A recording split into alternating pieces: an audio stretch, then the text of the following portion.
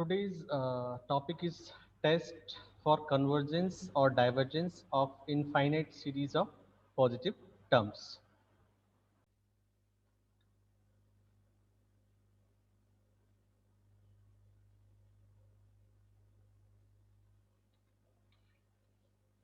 So I told you in the previous lecture that what is series, what is infinite series, and what is infinite series of positive terms. So any series in which after few terms, after particular number of terms, all terms are positive, it is positive. And infinite means it contains infinite number of terms in the series.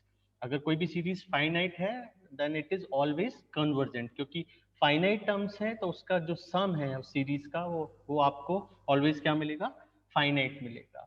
तो convergence and divergence of any series it dependent on the sum of the terms of the series. तो अगर finite terms है तो always finite मिलेगा, इसलिए of some अगर finite है तो वो कन्वर्जेंट होगी.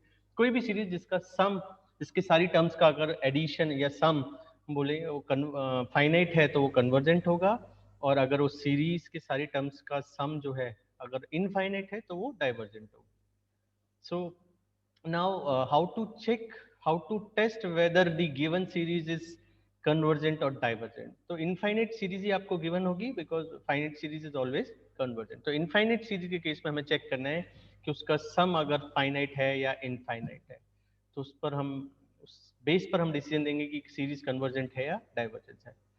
So, like I told you in the previous lecture that any series, the necessary condition for the convergence means if any series which is convergent, then it will satisfy this condition. अगर कोई un आपकी summation un आपकी कोई series है, series of positive terms, then if and if it is convergent, then limit n tends to infinite, un is always zero. But this is not sufficient condition, यानी किसी भी series के लिए अगर ये कंडीशन सेटिस्फाई हो रही है तो हम ये बोल नहीं सकते हैं कि वो कन्वर्जेंट हो गई या divergent. But this is necessary condition. अगर कन्वर्जेंट है then it will satisfy this condition. Clear? So इसको हम प्रूव भी किया था. This is that theorem. और उसके पहले मैंने आपको बोला था कि when any series is convergent तो कैसे हम चेक करते हैं. तो जनरल मेथड जो है वो क्या है, जनरल मेथड है हमारा कि हम पार्शियल सम लेते हैं उस सीरीज का, उस सीरीज का पार्शियल सम को हम चेक करते हैं n टेंड्स टू इनफाइनाइट पर उसकी वैल्यू क्या है. Clear? Means suppose this is your infinite series. So we take the Sn, which is the sum of first n terms of this series. So Sn is equal to summation ur when r where r varies from 1 to n. So this is the sum of first n terms of the series, this Sn. And if this limit n tends to infinite, Sn is finite and unique, then we say the series is convergent. तो series, infinite series का अगर partial sum n tends to infinite पर अगर आपको finite limit दे रहा है, unique limit दे रहा है, तो वो जो सीरीज होगी वो कन्वर्जेंट होगी. अदरवाइज नॉट कन्वर्जेंट, या तो डाइवर्जेंट होगी या ऑसिलेटरी होगी. Clear? So now I told you that अगर अब हमें अब क्वेश्चंस जब दिए होंगे, और वन इंपॉर्टेंट रिमार्क दैट अगर हम उस किसी भी सीरीज में कुछ फाइनाइट टर्म्स ऐड कर दें या डिलीट कर दें तो भी उस सीरीज का नेचर चेंज नहीं होगा. मींस अगर वो पहले कन्वर्जेंट थी तो डिलीशन मींस रिमूवल और एडिशन के बाद भी कुछ टर्म ऐड करने या रिमूव करने के बाद भी कन्वर्जेंट होगी. और अगर वो डाइवर्जेंट थी इनिशियली तो कुछ टर्म्स को ऐड कर दें या डिलीट करें तो भी वो डाइवर्जेंट ही होगी. So next test for convergence और divergence of infinite series of positive terms. तो अब हमें कुछ टेस्ट के थ्रू मींस हर एक टाइम अब हम पार्शियल सम कैलकुलेट नहीं करेंगे. What we do now we will apply some test. We have some test, integral test, p series test, comparison test, D'Alembert ratio test. We have I think in your syllabus there are 8 or 9 tests. So through you means applying these tests we can observe that whether the given series is convergent or divergent. So first test is integral test. So how it works? A positive term series means summation an or un. Un is general term, an is general term of the series. So n varies from 1 to infinite. This is infinite series. So this is your infinite series of positive terms. It converges or diverges as the integral 1 to infinite fx dx is finite or infinite respectively. That means हम क्या कह रहे हैं कि this series of infinite series of positive terms, ये सारे test किसके लिए हैं? Infinite series of positive terms. Clear? अभी हमने ऑल्टरनेटिव साइन या नेगेटिव साइंस के लिए हमने टेस्ट नहीं पढ़े हैं. These test are for the infinite series of positive terms. So suppose this is your infinite series of positive terms. It converges when this integration is finite, and this series is diverges when this integration is infinite. Means इस integration की value अगर finite है तो series convergent होगी, और अगर इस integration की value divergent है तो ये series क्या हो, sorry, इस integration की value finite है तो series convergent होगी, इस integration की value अगर infinite है तो series डाइवर्जेंट होगी. तो हमें इस सीरीज के लिए इस इंटीग्रेशन को सॉल्व करना है. Now what is f x here? Limits तो आपको समझ में आ रही है. The limits are from 1 to infinite. Now f x, what is f x? F x where f n is a n, means जो भी जनरल टर्म है सीरीज की ए एन, यानी nth टर्म जो होगी, this a n is equal to f n. तो आप n की जगह या तो n सब्स्टिट्यूट कीजिए और n की जगह x रख दीजिए तो आपको फंक्शन मिल जाएगा. तो इंटीग्रेट आप वैसे ही कर सकते हैं. क्लियर? आप इसको dn लिख दीजिए, fn लिख दीजिए. तो fn क्या है? an means the general term of the series, the nth term of the series. This fn is equal to an for every n. तो आपको इसको इंटीग्रेट करना है. मीन्स इसकी जनरल टर्म जो होगी उसको विद रिस्पेक्ट टू आपको n इंटीग्रेट करना है, और the limits are from 1 to infinite. Clear? The fn is equal to an for every n, and fn is positive because fn is general term of the series and series is of positive terms. So fn will be positive because an positive है तो fn भी positive होगा. And fn decreases as n increases. इसमें ये condition है कि ये test तभी आपको अप्लाई होगा when fn is positive for every n and fn decreases as n increases. Means जैसे जैसे टर्म्स आगे जाएंगी, first term, second term, third term, fourth term, तो जो सीरीज की टर्म्स हैं वो डिक्रीज होंगी इन वैल्यू. उनकी वैल्यू क्या होगी? डिक्रीज होगी. लाइक 1/2, 1/3, 1/4. अगर ये सीरीज है तो उसकी जनरल टर्म क्या है? 1/n. तो 1/n क्या है? पॉजिटिव है. एंड 1/n अगर आप n को इंक्रीज करते जाओगे तो 1/n क्या होगा? डिक्रीज होगा. तो इस टाइप की अगर सीरीज है, this series, so for this series we can use this integral test. So what is the test? We have to integrate this fx dx, where fx is ax, means the or you can say the integration of fn dn. So fn is general term of the series, fn is equal to an. तो आपको ये integrate करना है. If this integration, the value of this integration is finite, then series is convergent, and if this the value of this integration is infinite, then the series is divergent. Clear? So this is the proof for this test. So if anybody is interested in this test, he or she can go through this proof. बाकी जब भी हमारी live classes means physical classes start हो जाएंगे तब हम ये discuss करेंगे. और अगर अभी किसी को कोई इंटरेस्टेड है तो वो मुझे पर्सनली बात कर सकता है कि कैसे प्रूफ में अगर उसे कोई डाउट है. So this is proof for this integral test. So next, P series test. The first was integral test. Next for P series test. So now what is P series test? The P series एक particular type of series होती है जिसमें जो series है वो इस type की होगी, summation 1 by n to the power p and 1 by n to the power p and varies from 1 to infinite. So ये क्या होगा? 1 by 1 to the power p, 1 to the power p, 1 plus 1 by 2 to the power p, 1 by 3 to the power p. This goes to infinite. So this type of series, which is called P series, so this types of series converges for p is greater than 1 and diverges for p less than or equal to 1. यानी इस type की अगर series आपको given है तो हम directly केवल इसकी पावर देख के बता सकते हैं दिस सीरीज इज कन्वर्जेंट और डाइवर्जेंट. क्लियर? मीन्स इसका फॉर्म फिक्स हो गया. पी सीरीज टेस्ट मतलब अगर आपको पी सीरीज अब गिवन है तो पी सीरीज में सारी टर्म्स फिक्स है, 1/1, 1/2, 1/3, 1/4, but power different, p p p. So this is fix power. Means n to the power p है तो p की कुछ ना कुछ वैल्यू होगी, 1, 1/2, 1/2, 5, 10, जो भी होगी सबकी पावर क्या होगी? सेम होगी.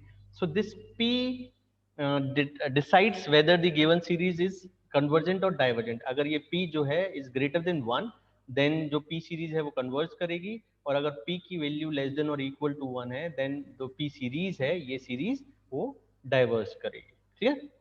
सो इस टेस्ट को भी इन्होंने प्रूव किया है बाय यूजिंग इंटीग्रल टेस्ट. तो इंटीग्रल टेस्ट क्या कहता है? एनी सीरीज, वो पी सीरीज की बात नहीं करता, this is for general series. So this is, if this is your general series, then the integration 1 to infinite fn dn is finite, then series is convergent, and if this integration is infinite then series is divergent. तो अगर हम इसको apply करें इस test पर कि हमारे पास ये सीरीज है, इसके लिए हम इंटीग्रल टेस्ट लगाते हैं. So using integral test what we can say, this series, this P series means the given series converges or diverges if this integration 1 to infinite fn क्या है? इसकी जनरल टर्म, तो 1 by n to the power p, या n की जगह हम x भी use कर सकते हैं जिससे आपको इंटीग्रेशन थोड़ा इजी लगे, कन्वीनियंट लगे. ठीक है. अदरवाइज आप क्या करोगे, 1 by n to the power p और dn यानी n के रिस्पेक्ट में उसको इंटीग्रेट करना है तो कोई प्रॉब्लम नहीं है. जनरल टर्म आपको लगना है, n की जगह x रख दीजिए तो x के रिस्पेक्ट में इंटीग्रेशन होगा, क्योंकि आपने जनरली सारे इंटीग्रेशन x की टर्म्स में किए हैं, तो आप थोड़ा फैमिलियर होंगे उस टर्मिनोलॉजी से. So 1 to infinite 1 by x to the power p, this is your general term of the series 1 by n to the power p. So 1 by x to the power p dx is finite or infinite. इस integration को हम solve कर देते हैं. If this integration is finite then series is convergent, if this integration is infinite then series is divergent. So now if p is equal to 1, हम different cases discuss करेंगे कि p 1 है या p नॉन 1 है. So if p is equal to 1 तो integration की value क्या होगी, 1 by x to the power p dx. तो ये क्या बन जाएगा, 1 by x to the 1 by x dx, क्योंकि p की वैल्यू क्या होगी, 1 होगी. अब इसको इंटीग्रेशन क्या होगा, 1 by x का log x, लिमिट्स है 1 to infinite, तो ये क्या हो जाएगा, log infinite minus log 1. log infinite is infinite, log 1 is 0, so this is infinite. So this integration is infinite, so this value is coming infinite, that's why. So p series क्या होगी, diverge होगी integral test के according, कि जिस इस integration की value अगर infinite है तो गिवन सीरीज क्या होगी, डाइवर्जेंट होगी. क्लियर. तो डाइवर्ज होगी क्योंकि इंटीग्रेशन की वैल्यू क्या होगी, infinite. Now when p is not equal to 1, अगर p की वैल्यू 1 नहीं है तो इंटीग्रेशन की वैल्यू क्या होगी, 1 by x to the power p dx. इसको इंटीग्रेट करोगे तो x to the power क्या हो गया, minus p. x to the power minus p का इंटीग्रेशन क्या होगा, x to the power minus p plus 1 divided by minus p plus 1, जो भी पावर होगी. लिमिट्स क्या है, 1 to infinite. सो जो डिनोमिनेटर है वो क्या है, 1 माइनस पी, तो उसको हमने सेपरेट रख दिया 1 by 1 माइनस पी, और जो बचा है x to the power 1 minus P, क्योंकि ये माइनस पी प्लस 1 है, इसको हम 1 माइनस पी भी लिख सकते हैं. लिमिट्स हो गई 1 to infinite.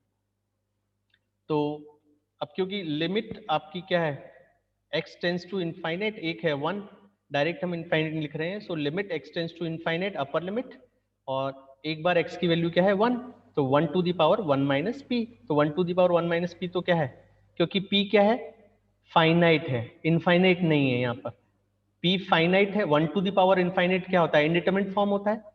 But p is finite तो 1 माइनस पी भी फाइनाइट होगा, और 1 to the power finite number तो वो क्या होता है, ऑलवेज 1 होता है.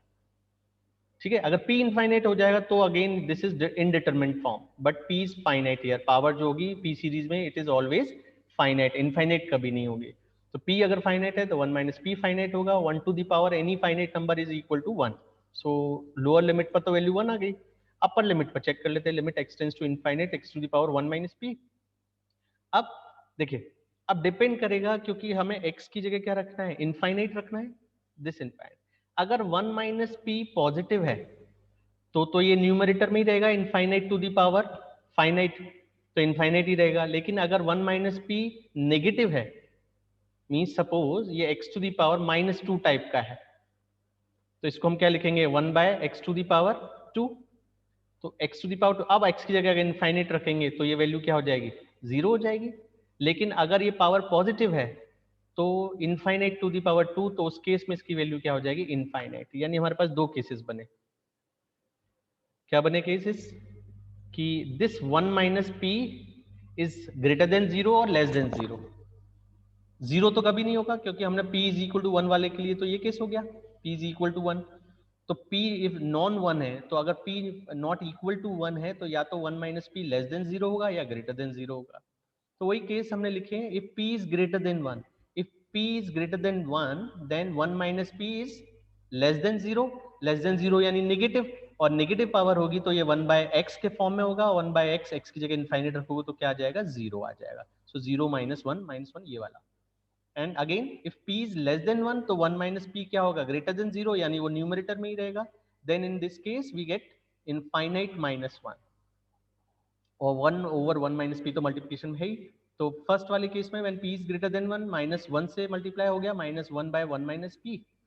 और p लेस देन 1 वाले केस में क्या हो जाएगा, ये इनफाइनाइट -1 क्या होगा, इनफाइनाइट, तो इनफाइनाइट बाय 1 - p। सो पहले वाले केस में आ गया 1/p - 1, क्योंकि -1 था तो माइनस का यहाँ मल्टीप्लाई कर दिया, p - 1 हो गया। और दूसरा यहाँ इनफाइनाइट हो गया, infinite by something finite is always infinite.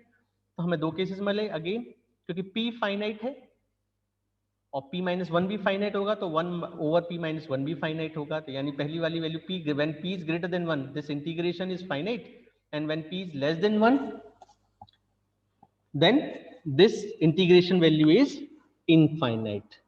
Clear? So we have two cases. So as p is not equal to 1 and finite, so 1/1 minus 1/p - 1 is finite.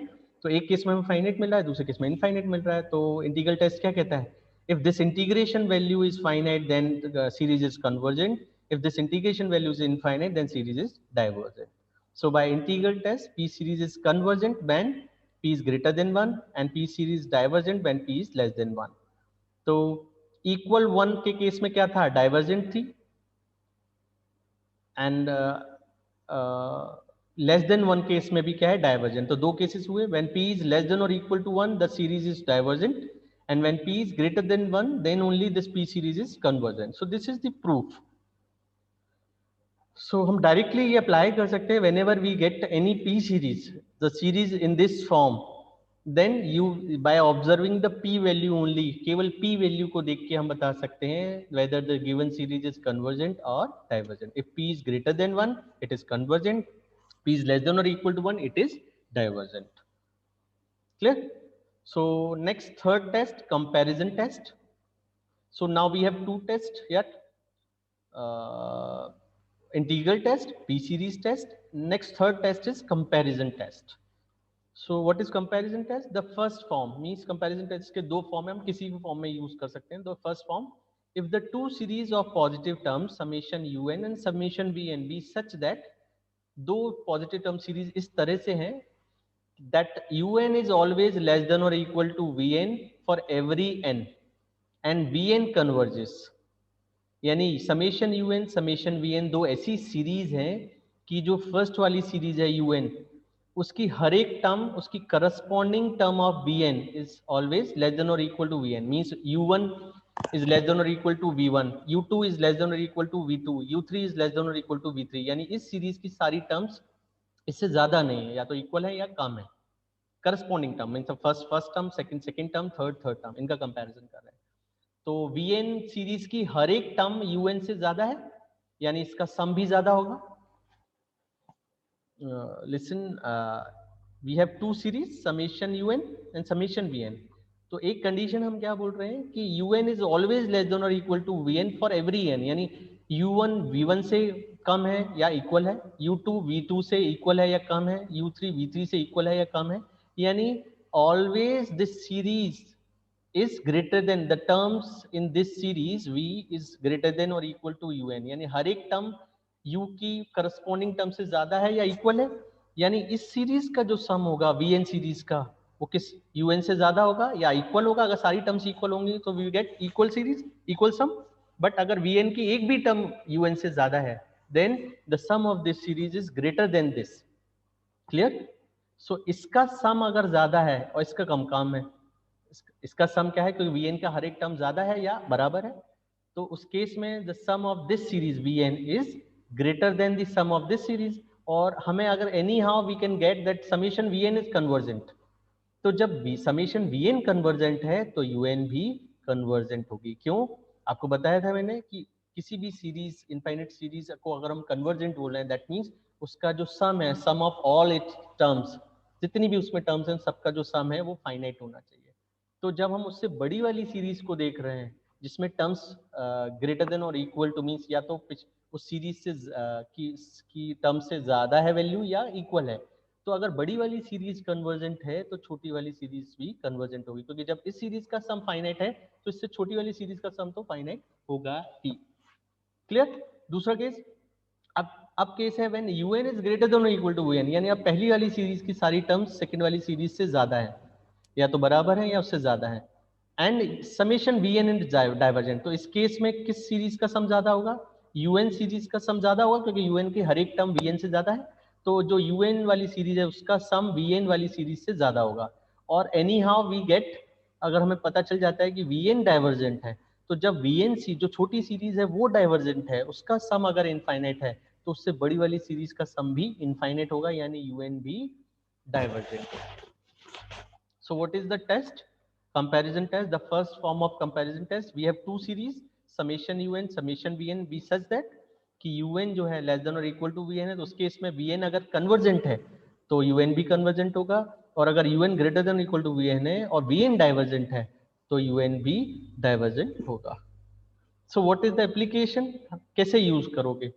आपको एक सीरीज गिवन होगी, un या vn जो भी मान लीजिए आप, उसको आपको चेक करना है वेदर इट इज कन्वर्जेंट और डाइवर्जेंट। तो आपको क्या करना है, इस un के लिए एक vn ऐसा, हमें एक ऐसी सीरीज चेक करनी है, क्या ऐसी कोई सीरीज एग्जिस्ट कर रही है जिसका हर एक टर्म un से या तो ज्यादा है या कम है, मतलब या तो ये वाला केस बने या ये वाला केस बने। अगर हम ऐसी कोई सीरीज बता सकते हैं vn फॉर un कि या तो फर्स्ट वाली कंडीशन सेटिस्फाई हो सेकंड, तो उस केस में हम vn, और vn वो इस तरह से है कि जिसको हमें पता है कि ये vn सीरीज तो कन्वर्जेंट है या डाइवर्जेंट है, तो उस बेसिस पर हम बोल देंगे कि un भी कन्वर्जेंट है या डाइवर्जेंट है। तो जनरली जो vn बनेगा वो किस टाइप का बनेगा? vn को हम p सीरीज टाइप का लेंगे, क्योंकि p सीरीज में हमें फिर टेस्ट नहीं लगाना। अगर सपोज ये p सीरीज नहीं है, vn भी एक अलग कोई टिपिकल सी सीरीज है, तो जब हम un को चेक नहीं कर पा रहे हैं तो vn को कैसे चेक करेंगे वो कन्वर्जेंट है या डाइवर्जेंट है? तो vn सीरीज हमें इस तरह से सेलेक्ट करनी है या इस तरह से चूज करनी है जिसका हमें कन्वर्जेंट डाइवर्जेंट इजीली पता हो। अगर un कोई टिपिकल सीरीज है, उसके लिए आप फिर से कोई टिपिकल सीरीज ही ढूंढ रहे हो कंपैरिजन के लिए, तो कोई मीनिंग ही नहीं, क्योंकि उसमें भी तो फिर आपको टेस्ट लगाना पड़ेगा ना, कैसे बताओगे वो कन्वर्जेंट है या डाइवर्जेंट है। बट अगर सपोज ये vn जो है वो हमें इस टाइप की मिल जाती है कि p सीरीज टाइप की होगी, तो इसके लिए हमें टेस्ट नहीं लगाना, हम डायरेक्ट p की वैल्यू देख के बता देंगे कि vn तो कन्वर्जेंट है या डाइवर्जेंट है। क्लियर? सो vn हम जनरली सिलेक्ट करते हैं जिसका कन्वर्जेंट या डाइवर्जेंट हमें पता हो, या फिर हमें इजीली बता सकते हैं यूजिंग p सीरीज। तो उस बेसिस पर हम बता देंगे कि un भी कन्वर्जेंट होगी या divergent. So this is the first form of the comparison test. Now limit form of comparison test. So this is more applicable, इसके एप्लीकेशंस बहुत ज्यादा हैं, कई सारे क्वेश्चंस में ये यूज होगा। Limit form of the comparison test. So what is the limit form of comparison test?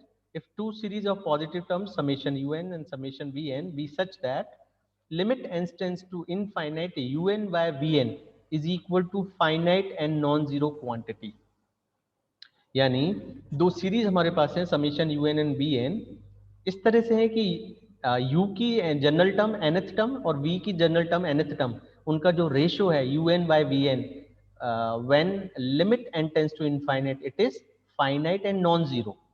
Finite भी है और नॉन जीरो क्वांटिटी है। तो जो समेशन जो सीरीज है summation u n and b n, they converge और डाइवर्ज टुगेदर, मतलब दोनों का सेम नेचर होगा, या तो दोनों कन्वर्ज करेंगी या दोनों डाइवर्ज करेंगे। तो इस केस में भी वही है कि हम वी एन इस तरह से सिलेक्ट करते थे, हम limit n tends to infinite u n check कर लेंगे कि क्या आ रहा है, फिर यू एन में हम चेक कर लेंगे कि अगर सपोज वो जीरो हो रही है तो हम वी एन कुछ ऐसा डिवाइड कर दें जिससे वो नॉन जीरो फाइनाइट बन जाए। और वी एन अगेन इस तरह से सीरीज होनी चाहिए कि उसका इजीली हमें पता हो कि कन्वर्जेंट है डाइवर्जेंट है, तो उस बेसिस पर हम बोल देंगे यू एन भी कन्वर्जेंट होगी या डाइवर्जेंट होगी। क्लियर?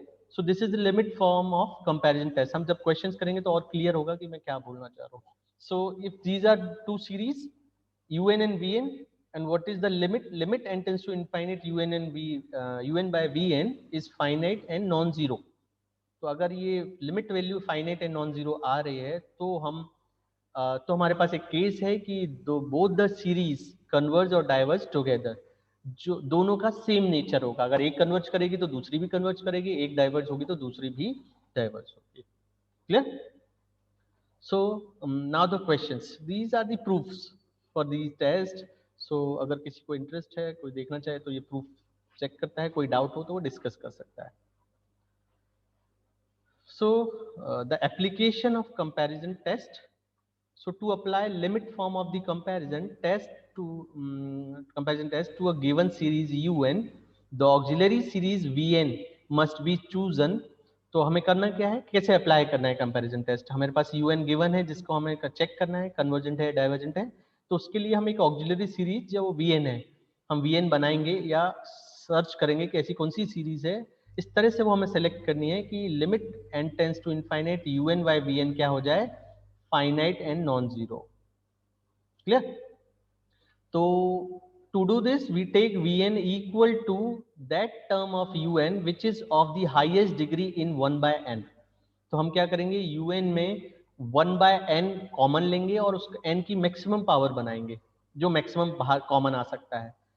उस टर्म को हम क्या ले लेंगे, vn ले लेंगे. क्यों, क्योंकि देखिए 1 by n square 1 by n cube या 1 by n to the power जो भी मैक्सिमम कॉमन आ रहा है, अगर हम इसको vn ले लेंगे तो vn, क्योंकि ये 1 by n to the power p type की है, n की पावर कुछ भी हो सकती है कॉमन जब लेंगे, तो p इसको हम डायरेक्ट बोल देंगे कि ये कन्वर्जेंट है या डाइवर्जेंट p की वैल्यू से, p सीरीज टेस्ट से.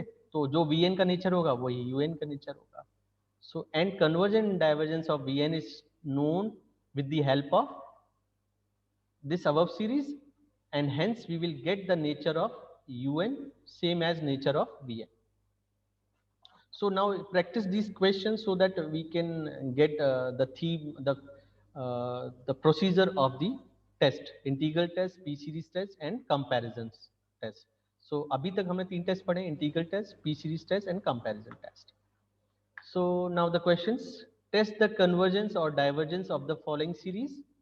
This is your series: first term, second term, third term up to infinite.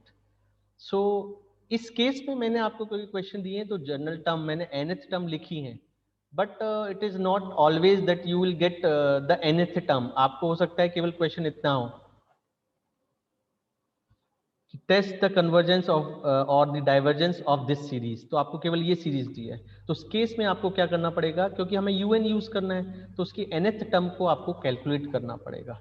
ठीक है, मैक्सिमम क्वेश्चन में हमें nth टर्म नहीं दी होती है तो हमें ये un यानी उसकी जनरल टर्म कैलकुलेट करनी होगी. तो जनरल टर्म में वही जैसे आपने एपी जीपी पढ़ी है तो हार्मोनिक सीरीज पढ़ी है, तो कैसे हम उसकी nth टर्म निकालते थे, हम उसमें देखते थे कॉमन अगर एपी बन रहा है तो कॉमन डिफरेंस कितना है, अगर जीपी बन रहा है तो कॉमन रेशो कितना है. क्लियर. तो उस केस में हमें फॉर्मूले पते थे. उस केस में जो फॉर्मूले थे for to calculate the nth term तो वो हमारे पास थे. ठीक है, जैसे एपी सीरीज में क्या था, a plus n minus one into D, A is the first term and D is the common difference between the terms. तो इसी तरह से आपको इसको ऑब्जर्व करना है कि इसकी जनरल टर्म क्या बनेगी, इसकी nth टर्म क्या बनेगी. तो सपोज इस अभी इस यहाँ पर जो इतने क्वेश्चन है उसमें nth टर्म लिखी हुई है, बट आप ये अज्यूम करके चलिए कि आपको nth टर्म गिवन नहीं होगी, वो आपको कैलकुलेट करना आना चाहिए कि nth टर्म कैसे निकालेंगे. ठीक है, तो इस केस में तो देखिए जो न्यूमरेटर है वो क्या है 1 3 5 यानी ऑड टर्म्स है, तो न्यूमरेटर क्या बनेगा 2n माइनस वन, और डिनोमिनेटर में क्या है 1 2 3, फिर 2 3 4, फिर 3 4 5. यानी पहली वाली टर्म में कहाँ से स्टार्ट हो रहा है 1 2 3, सेकेंड टर्म में 2 से स्टार्ट हो रहा है, थर्ड टर्म में 3 से स्टार्ट हो रहा है, यानी n हो जाएगा पहला टर्म. फिर नेक्स्ट क्या है, एक एक टर्म, दो टर्म और एक्स्ट्रा है, सो n plus one n plus two. So this is your nth term of the series. So this is your series summation and this is general term nth term un. So this is un 2n minus 1 by n plus 1 n plus 2. तो आपको मैंने एक बताया था कि what is the necessary condition for the convergence of any series. किसी भी कोई भी सीरीज कन्वर्जेंट कब होगी, sorry the what is the necessary condition means अगर वो कन्वर्जेंट है तो उसकी limit n tends to infinite un क्या होगा, ऑलवेज जीरो होगा. मींस अगर कन्वर्जेंट है तो ये कंडीशन सेटिस्फाई करेगा. पता हम रिवर्स नहीं बोल सकते, बट मैंने वहां आपको बोला था कि रिवर्स हम किस बेसिस पर यूज कर सकते हैं, अगर लिमिट, ये वाली जो लिमिट है limit n tends to infinite un is not equal to zero, अगर वो नॉन जीरो आ जाती है तो हम बोलेंगे वो कन्वर्जेंट नहीं होगी. इफ यू रिमेंबर मैंने आपको पहले डिस्कस किया था this limit n tends to infinity un is equal to 0, it does not imply that a series is convergent, but the condition limit n tends to infinity un is not equal to 0 implies that series is not convergent. तो अगर ये limit non zero आ गई तो आप यहीं बोल दोगे कि सीरीज कन्वर्जेंट नहीं है। बट अगर ये जीरो आ गई तो हम कुछ नहीं बोल सकते हैं, because this is not sufficient condition to check the convergence of any series. This is only a necessary condition. तो कन्वर्जेंट है तो सेटिस्फाई करेगा, बट सेटिस्फाई कर रहा है तो इसका मीनिंग ये नहीं है कि वो कन्वर्जेंट हो गया। तो अगर ये जीरो आ रहा है तो हम कुछ नहीं बोल सकते कन्वर्जेंट होगी या डाइवर्जेंट, बट अगर ये नॉन जीरो आ जाएगी लिमिट तो हम बोल देंगे कि कन्वर्जेंट तो नहीं होगी। क्लियर? सो इसको हम यूज कर सकते हैं। जनरली हम इस क्वेश्चन में हम सबसे पहले यही ट्राई कर लेते हैं। अगर वो नॉन जीरो आ गया तो हम डायरेक्टली बोल देते हैं this is not convergent. So limit n tends to infinite un, so limit n tends to infinite un, this is your nth term. तो nth टर्म आप, अब ये लिमिट का क्वेश्चन होगा कैसे लिमिट कैलकुलेट करते हैं। तो जब भी n tends to infinite type की लिमिट होगी तो आप क्या करते हो कि जिससे वो इनडिटरमिनेट फॉर्म ना बन जाए। आप अगर डायरेक्ट रख दोगे तो इनफाइनाइट बाय इनफाइनाइट बन जाएगा। तो हम जनरली क्या करते हैं, जब भी इनफाइनाइट वाली लिमिट होती है तो हम क्या करते हैं डिनोमिनेटर में n बनाते हैं। तो हमने क्या किया, न्यूमरेटर से n कॉमन आ गया, सो 2 माइनस 1 बाय n, और डिनोमिनेटर से भी n कॉमन आया, एक n तो ऑलरेडी था ये वाला। क्लियर? फिर n प्लस 1 से n कॉमन ले लिया, वो n आ गया तो 1 प्लस 1 बाय n बचा। फिर n प्लस 2 से n कॉमन ले लिया तो वो n कॉमन आके 1 प्लस 2 बाय n हो गया। क्लियर? अब देख लेते हैं। तो n 2 माइनस 1 बाय n, और डिनोमिनेटर में n into n n cube हो गया, और 1 प्लस 1 बाय n और 1 प्लस 2 बाय n। अब लिमिट लगा दीजिए, तो n से n क्यूब है तो ये क्या बचा है 1 बाय n स्क्वायर, और ये रिमेनिंग पार्ट है। अब यहाँ पर आप लिमिट जब अप्लाई करोगे, limit n tends to infinite 1 by n square, limit n tends to infinite, इस पार्ट में जब अप्लाई करोगे तो हम फाइनाइट वैल्यू मिलेगी। क्यों?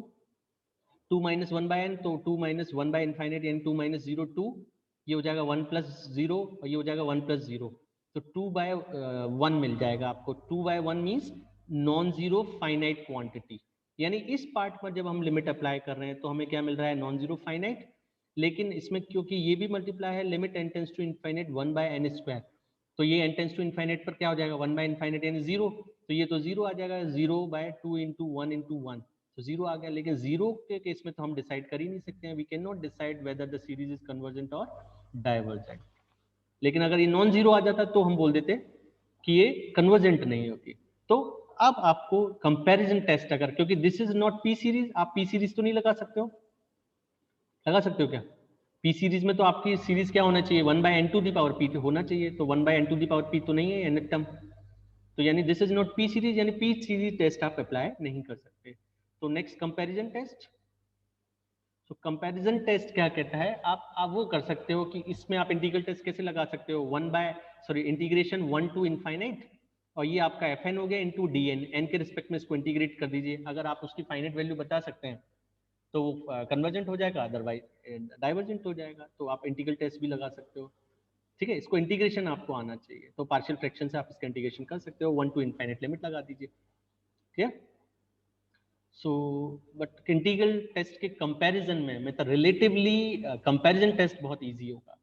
तो कंपैरिजन टेस्ट क्या कहता है कि जो भी आपकी यूएन सीरीज है उसके लिए आप क्या करिए, एक वीएन सर्च कर लीजिए, एक नई सीरीज वीएन सर्च सेलेक्ट कीजिए सच दैट कि limit n tends to infinite un by vn क्या हो जाए, नॉन जीरो फाइनाइट क्वांटिटी हो जाए। और vn इस तरह से सेलेक्ट करिए कि वो इजीली आप बता पाओ कि ना उसका, कि वो पी सीरीज टेस्ट में अगर कन्वर्ट हो जाए तो हमें डायरेक्ट उसका नेचर पता होगा, कन्वर्जेंट या डाइवर्जेंट। तो वो कैसे सेलेक्ट करना है वो भी मैंने अभी आपको बताया था इस एप्लीकेशन में, कि हम यूएन में ट्राई करते हैं कि जो 1 बाय एन की मैक्सिमम पावर जो बन रही होगी वो हम वी एन ले लेते हैं।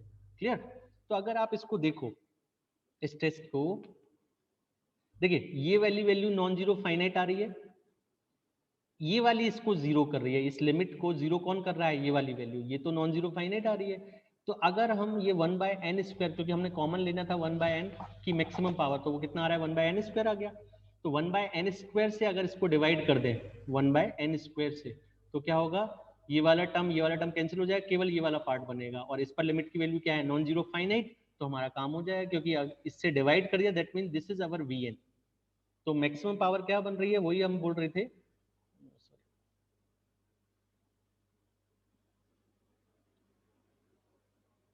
तो वीएन कैसे सेलेक्ट करना है आपको, यूएन में आप क्या करिए, the highest which is the term, select the term of un which is of the highest degree in 1 by n, 1 by N में हाईएस्ट आप जितना कॉमन ले सकते हो वो आप ले लीजिए। तो इसमें 1 बाय एन स्क्वायर कॉमन आ रहा है, बाकी तो आपको नॉन जीरो फाइनाइट दे ही रहा है, तो 1 बाय एन स्क्वायर को ही आप वी एन ले लीजिए। So this is your v n 1 by n square. और अब आप limit n tends to infinite u n v n लगाइए।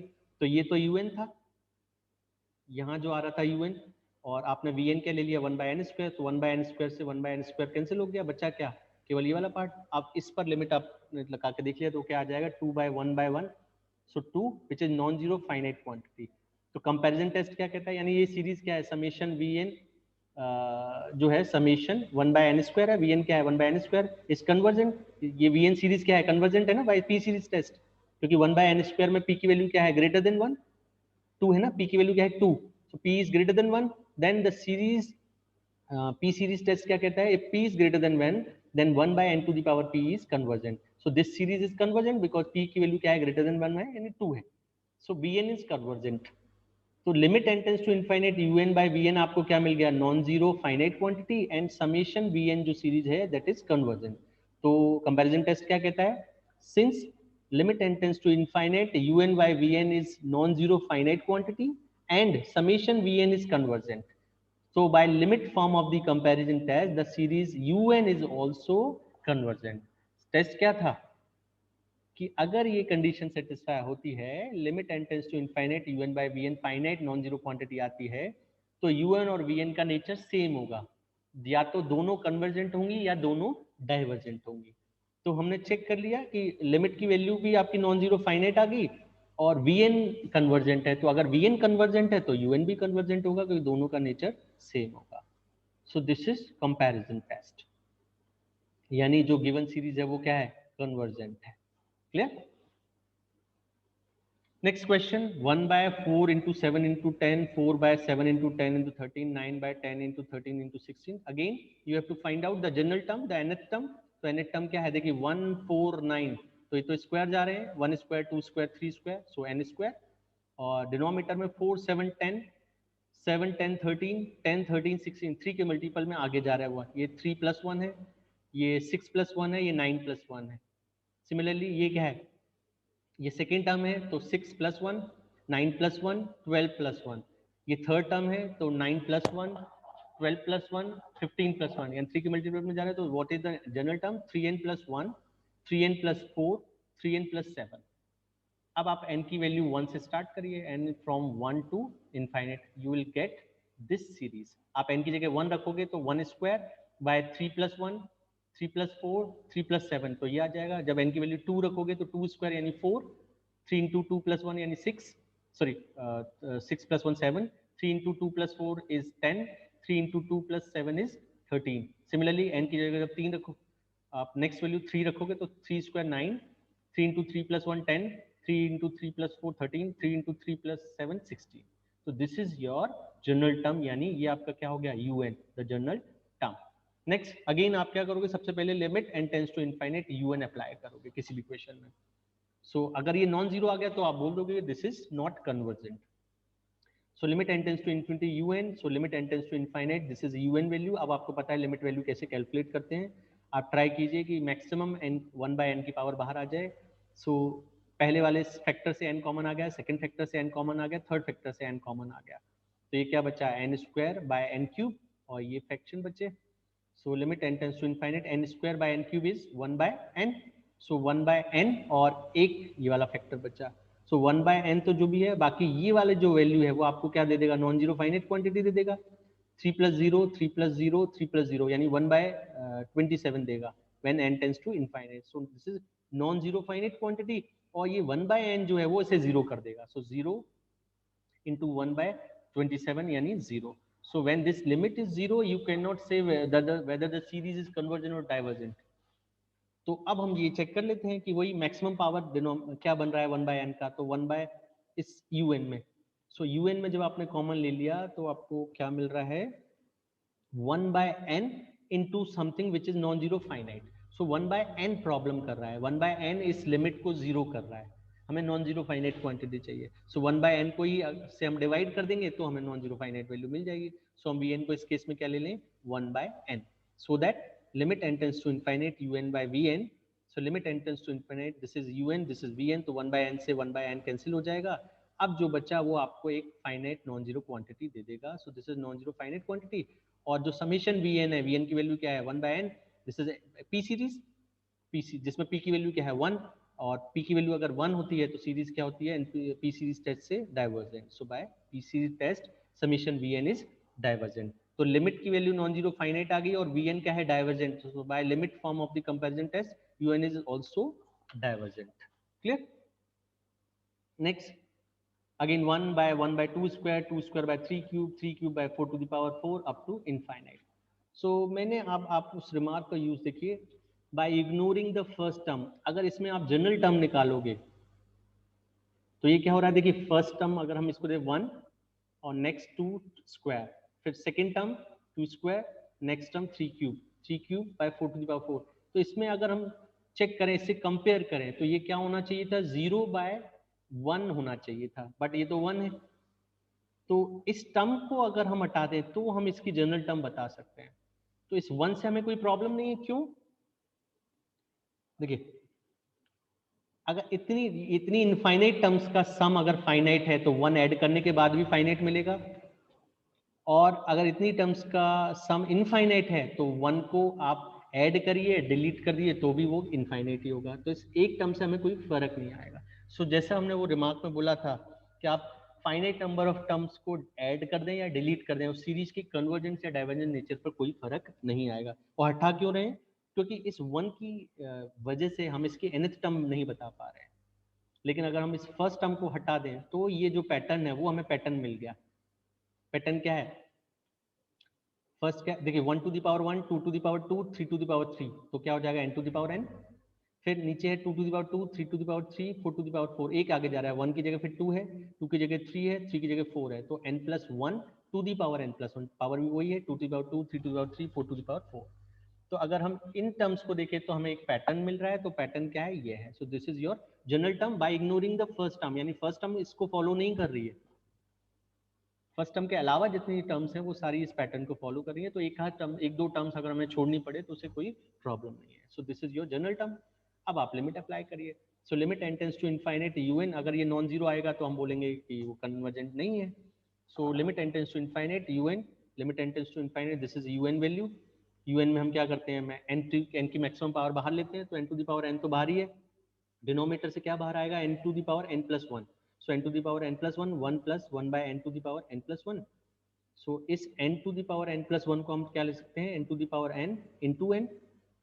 सो n to the power n to the power n cancel हो जाएगा, क्या बचेगा, यानी ये कैंसिल हो गया 1 by n, 1 by 1 plus 1 by n to the power n, क्योंकि ये n प्लस 1 है तो एक n पावर अलग कर लिया और एक 1 पावर अलग कर ली। So 1 by 1 plus 1 by n।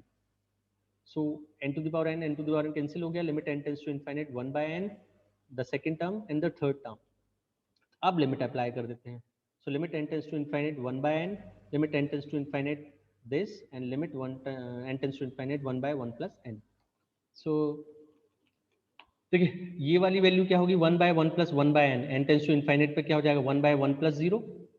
और ये एक फॉर्मूला होता है, एक लिमिट की वैल्यू अगर आपको लास्ट सेमेस्टर में याद हो, this limit n tends to infinite 1 plus x by n to the power n is e to the power x। Clear? So अगर हम इसको देखें, इससे कंपेयर करें तो this is 1 plus 1 by n to the power n, यानी x की value क्या है 1। So this is 1 by e to the power 1। Clear? ये 1 तो वो है 1 बाय समथिंग, तो न्यूमरेटर में तो कोई n है नहीं, तो यानी वो तो 1 ही होगा, तो वो 1 आ गया। अब डिनोमिनेटर में है 1 plus 1 by n to the power n, और limit n tends to infinite जब अप्लाई करेंगे तो इस फॉर्मूले से e टू द पावर 1 बनेगा। So this is e to the power 1। So e क्या होता है 2 पॉइंट समथिंग, तो this is finite value, this is finite value. So 1 by e into 1, so multiplication is non-zero finite quantity, and this limit n tends to infinite 1 by n, because of this ये क्या बन जाएगा, zero बन जाएगा। जैसे n tends to infinite रखोगे तो ये टर्म जीरो हो जाएगी, zero into something is zero. So हम इससे ही डिवाइड कर देते हैं। So take vn is equal to 1 by n, so that limit n tends to infinite un by vn, यानी ये हो गया un, ये हो गया vn, 1 बाय n से 1 बाय n कैंसिल, तो अब बच्चा ये, और इसको जब आप लिमिट अप्लाई करोगे तो you will get 1 by e, which is non zero finite quantity. So by and summation v n is equal to summation 1/n, v n क्या लिया था 1/n, so it is divergent by the p series, क्योंकि p series से p की value क्या है, इसमें n to the power क्या है 1, सो p वैल्यू इज 1, तो इक्वल टू 1 के केस में क्या होता है, p सीरीज क्या होती है, डाइवर्जेंट होती है। तो अगर vn डाइवर्जेंट है तो un भी डाइवर्जेंट होगी by the limit form of comparison test. Clear? अब अगर किसी को याद ना हो कि ये लिमिट कैसे e to the power x होती थी, हमने लास्ट सेमेस्टर में ये क्वेश्चंस किए थे जब हमने लिमिट डिस्कस किया था। What is remark that limit n tends to infinite 1 plus x by n to the power n is e to the power x, कैसे होता है? So देखिए limit of 1 plus 1 by x by n to the power n, limit n tends to infinite e to the, इसको हम ऐसे लिख सकते हैं, देखिए log और e यूज करके e to the power n log 1 plus x by n, क्योंकि ये log प्रॉपर्टी से n कहाँ जाएगा, पावर में जाएगा, और log और e क्या होते हैं, एंटी होते हैं, वो कैंसिल हो जाएंगे, तो 1 plus x by n to the power क्या बचेगा, n। So using log property हमने इसको ऐसे लिखा, इसको हम ऐसे लिख सकते हैं। अब हमने log की एक्सपेंशन करिए, log सीरीज यूज की, सो log 1 plus x, ये सीरीज क्या होता है, x plus x square by 2 plus x cube by 3 plus x 4 by 4, ये सीरीज होता है। तो इस केस में हमारा x क्या है, x by n, so x by n और x by n square 1 by 2, x by n cube 1 by 3, this is up to infinite, this is log 1 plus x series. Next अब n से multiply किया तो क्या बचा, x x square by 2n x cube by 3n square up to infinite. अब x common ले लिया तो x e to x common आ गया, क्या बचा 1 plus x square by 2n x cube by 3n up to infinite. अब n tends to infinite हमने अप्लाई कर दिया, तो 1 बाय एन यहाँ है वो जीरो हो जाएगा, 1 बाय एन यहाँ है वो जीरो हो जाएगा, तो सारे आगे की टर्म्स क्या हो जाएंगे, जीरो, केवल क्या बचेगा ये 1, so e to the power x into 1 plus 0 0 0 when n tends to infinite, so this is e to the power x। Again अगर आपको कुछ याद हो, geometric series, when geometric series is convergent or divergent, so the positive terms geometric series, the positive term geometric series, हम positive terms की बात, series की बात कर रहे हैं, नेगेटिव की बात नहीं कर रहे हैं। so positive term geometric series is 1 plus r square up to infinite, it converges when r is less than 1 and diverges to plus infinite when r is greater than or equal to 1। Clear? तो ये आपने geometric series जब पढ़ा होगा तब ये पढ़ा होगा कि कब कन्वर्जेंट होती है, कब डाइवर्जेंट होती है। तो इसमें प्रूफ भी क्या है, हालांकि आप इस प्रूफ को चेक कर सकते हो कि r अगर 0 और 1 के बीच में है तो वो कन्वर्ज कर रही है, r अगर 1 है तो वो डाइवर्ज कर रही है, r अगर ग्रेटर देन 1 है तो भी वो डाइवर्ज कर रही है। नेगेटिव तो केस बनेगा ही नहीं क्योंकि पॉजिटिव टर्म सीरीज है, इसलिए r का भी नेगेटिव आएगा नहीं, पॉजिटिव टर्म सीरीज है ना, सो r इज ऑलवेज पॉजिटिव, तो 0 और 1 के बीच में कन्वर्ज करेगी, यानी less than 1, r is when r is less than 1 it is convergent, और अगर greater than or equal to 1 है तो वो डाइवर्ज करेगी, दिस इज ज्योमेट्रिक सीरीज। तो कई बार क्या होगा, आप जैसे p सीरीज अगर vn जो आपने लिया है वो अगर p सीरीज नहीं बन रहा है तो आप ट्राई कीजिए कि ज्योमेट्रिक सीरीज के फॉर्म में हो जाए, ज्योमेट्रिक सीरीज में भी आप डायरेक्ट बता सकते हो वो कन्वर्जेंट है या डाइवर्जेंट है। तो next question, next fourth, summation n varies from 1 to infinite 1 by square root n plus square root n plus 1। सो यहाँ हमें जनरल टर्म नहीं दिए, हम सॉरी हमें सारी टर्म्स नहीं दी, हमें जनरल टर्म ही दिया है, यानी डायरेक्ट हमें un दिया है तो हमारा काम और भी इजी हो गया। So un is 1 by square root n plus square root n plus 1। इसकी लिमिट चेक कर लेते हैं, limit n tends to infinite un is equal to limit n tends to infinite, denominator से हमने स्क्वायर रूट n कॉमन ले लिया, क्या बचा 1 plus square root 1 plus 1 by n, तो इसको हमने सेपरेट कर लिया क्योंकि 1 बाय n का मैक्सिमम पावर हम बाहर रख लेते हैं, उसी को हम vn ले लेते हैं, और limit n tends to infinite 1 by 1 plus square root 1 plus 1 by n, तो इस पर जब लिमिट अप्लाई करोगे तो ये क्या बनेगा 1 बाय 1 प्लस 1 बनेगा इससे। So this is non zero finite quantity, but because of this term limit n tends to infinite 1 by square root n, ये क्या होगा, ये वाला इसको इनफाइनाइट पर जीरो कर देगा, तो जीरो इंटू समथिंग वो जीरो हो जाएगा, तो इसी को हम क्या ले लेते हैं vn, जिससे ये कैंसिल होके केवल हमें क्या मिल जाएगा, non zero finite quantity. So take vn is 1 by square root n, so that limit n tends to infinite un by vn is 1 by 2 which is non-zero finite quantity, और summation vn यानी summation 1 by square root n, this is also a p series, p series ये ना n to the power p, इसमें n की p की value क्या है 1 by 2, इसमें पावर क्या है n की, ये सीरीज किस तरह से चलेगी, square root 1 square root 2 square root 3, यानी स्क्वायर रूट पावर है, तो p की वैल्यू क्या होगी square root, that is 1 by 2, so p is less than 1, 1 by 2 is less than 1, so this series is divergent। तो अगर vn डाइवर्जेंट है तो UN भी डाइवर्जेंट होगा। क्लियर?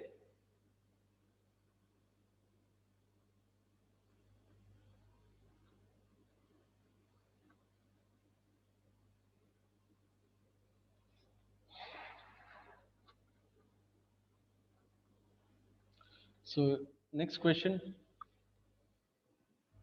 अगेन nth टर्म आपको डायरेक्ट दी है, इसलिए un हमें डायरेक्ट मिलेगा 3 to the power n minus 1 by 2 to the power n plus 1 to the power 1 by 2 square root is 1 by 2, so 1 by 2.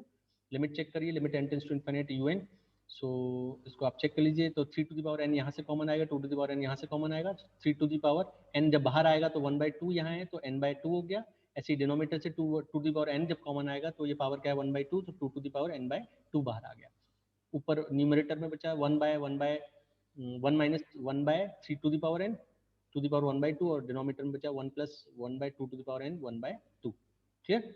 So this is 3 by 2, सो 3 by 2 to the power n by 2, limit n tends to infinite 3 by 2 to the power n by 2, और ये आपका बाकी part है।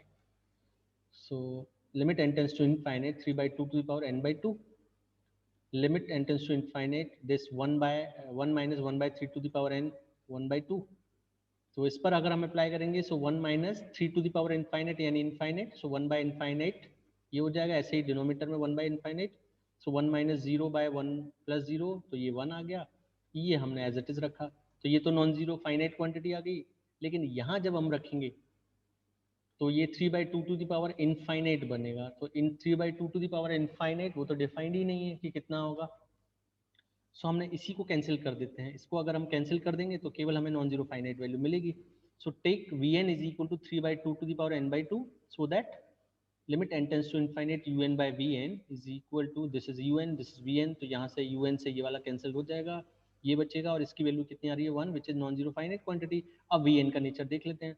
तो summation Vn is summation 3 by 2 to the power n by 2, यानी n by 2 को हम क्या ले सकते हैं square root 3 by 2 to the power n, which is summation r to the power n type का है, which is a geometric series, है कि नहीं? ज्योमेट्रिक सीरीज है।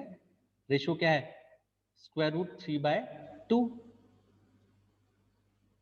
Square root 3 by 2, so square root 3 by 2 यानी विच इज ग्रेटर देन 1, और greater than 1 के case में जो ज्योमेट्रिक सीरीज होती है वो क्या होती है डाइवर्जेंट होती है और ज्योमेट्रिक सीरीज। सो इसमें हमने ये वाला कंसेप्ट यूज किया है ज्योमेट्रिक सीरीज वाला। सो इस केस में Vn जो बन रहा था, जो Vn बना था वो क्या बनी, एक ज्योमेट्रिक सीरीज बनी, ना कि पी सीरीज। सो ज्योमेट्रिक सीरीज का भी कंसेप्ट हमें पता है कि R अगर ग्रेटर कॉमन रेशियो अगर ग्रेटर देन 1 है तो वो डाइवर्जेंट होती है। सो Vn अगर डाइवर्जेंट है तो Un भी डाइवर्जेंट होगी by limit form of comparison test. ऐसे और भी क्वेश्चन आप ट्राई कर सकते हैं। इसमें nth टर्म ये है तो आप पहले लिमिट निकालिए और वो कोशिश कीजिए कि मैक्सिमम 1 बाय n की पावर आप कितनी बाहर ले सकते हैं, उसी को हमें क्या लेना है v लेना है। सो इस केस में ये वाला जो टर्म है n to the power 1 by n, limit n tends to infinite n to the power 1 by n is 1। इसको हमने प्रूफ भी किया होगा कहीं, ये लिखा है कि अदरवाइज आपको लिमिट के क्वेश्चंस अगर याद हो तो उस केस में हमने ये प्रूफ किया था कि this limit is 1। So second वाला तो 1 आ गया ये वाला पार्ट, लेकिन 1 बाय n से क्या कर देगा 0 कर देगा। तो 1 बाय n को ही हम क्या ले लेते हैं Vn ले लेते हैं, और 1 बाय n क्या है पी सीरीज है।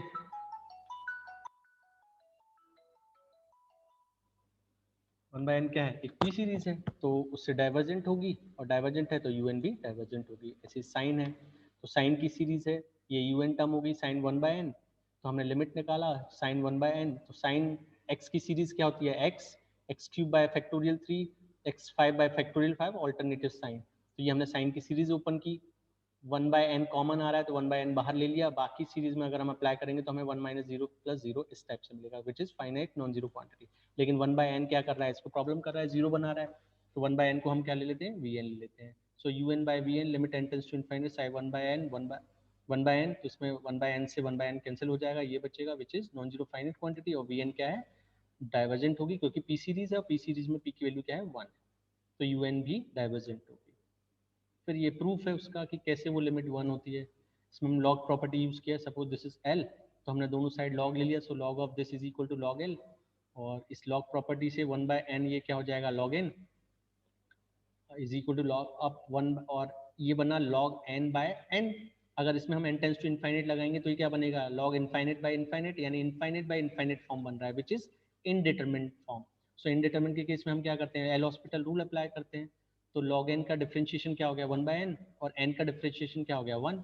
तो इसकी लिमिट की वैल्यू क्या हो जाएगी एल हॉस्पिटल रूल से 0/1 यानी 0। तो लॉग एल की वैल्यू क्या आ गई 0, और लॉग एल 0 कब होगा, जब एल की value e to the power 0 यानी एल की वैल्यू 1 होगी। Clear? So limit is 1। So in the next lecture, we will study about the next test, the D'Alembert ratio test, Rabe test, logarithm test. So and Cauchy root test. So we have 7 tests for the infinite series of positive terms. तो जिसमें से 3 test हमने पढ़ लिए, integral test, P series test and comparison test. अब हम पढ़ेंगे ratio test, Cauchy root test, और लॉगरिथम टेस्ट, और राबे टेस्ट।